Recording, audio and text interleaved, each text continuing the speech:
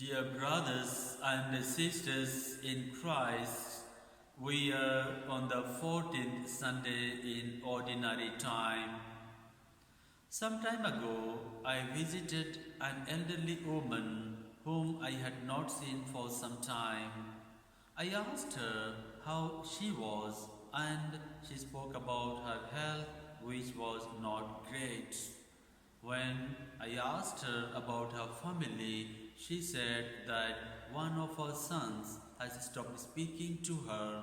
She said what was most painful was that she could not recall a single reason for this rejection by her son. It happened suddenly. Recently, she heard that they had a family event, and while all the other family members and relatives were invited to the get together, she was not. She said she felt even more terribly rejected. Isn't it hurtful to be rejected by anyone? But it is particularly hurtful to be rejected by one's own people.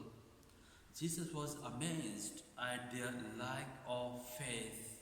He greatly desired to help his own people in Nazareth, but he was unable to do so. You cannot help people against their will. He was saddened but not angered.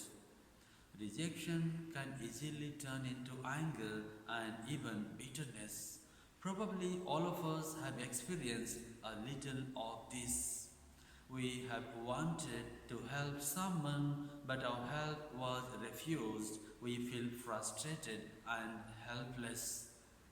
We might think that it would have been obvious to the people of Nazareth that they should accept Jesus as someone special sent by God, but they did not.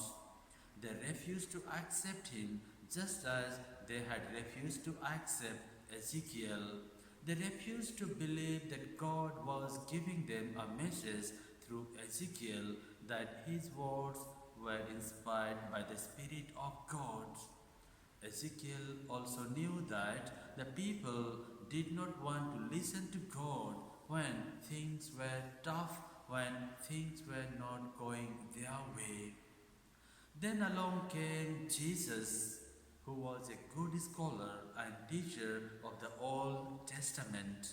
He knew about the problems the prophets had, and he was experiencing the same thing himself. In spite of what Jesus demonstrated to them about God's power in him, despite the words he spoke, if the people did not like what they heard, they would either dismiss him or run him out of town. Nothing had changed in the human response to the people from the time of Ezekiel to the time of Jesus. And I wonder if the same is true today. If we do not hear what we want to hear, if we do not get the answers we are asking for, we still dismiss Jesus and our modern prophets and run them out of town. One reason was that Jesus was too human. They knew where he came from, they knew his mother Mary and relatives, and they could not believe that one of their own could reveal God's message of love.